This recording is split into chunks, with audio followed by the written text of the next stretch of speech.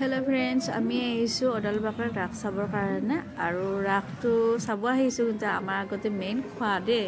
আমি মানে খাবৰ কাৰণে আহিলোঁ। পকৰী এখেতে পকৰী খাই, মাইনাও পকৰী খাই, তো আমি পকৰীৰ কাৰণে ৰখি আছোঁ। আমাৰজনী নাচি আছোঁ পূৰা আৰু খাব আৰু তো পকৰী দিলে আৰু এতিয়া আমি খাম। ছোৱালীটো বহুত ভালকৈ খাই আছে, টেষ্টি বহুত ভাল পায় এইবিলাক খাই কিনে। তো এইবিলাক খাই পকৰী খাই তাৰপিছত আমি ধুনীয়াকৈ গেম এটা খেলিব যাম আৰু এয়া গেম এটা মই খেলি আছোঁ। আমাৰ ফালে লগ বুলি কয়।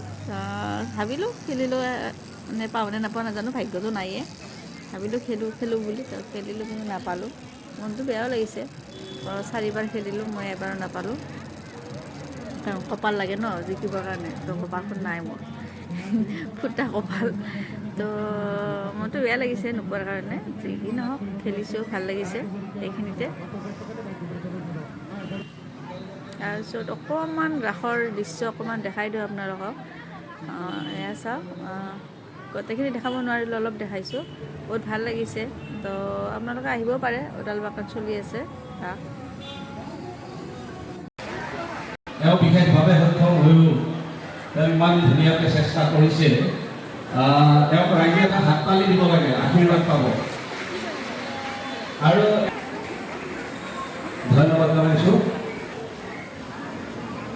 প্ৰতিযোগিতা হৈ গৈছিল, মাত্ৰ 4গৰাকী ইয়াতে পুৰস্কাৰ লাভ কৰিছে। তেওঁলোকৰ নামখিনি কৈ দিছোঁ। বহু সময়ৰ পৰা এই 2টা বজাৰ বিচাৰিছোঁ। ইয়াত প্ৰথম স্থানত ভাইফা কাশ্যপক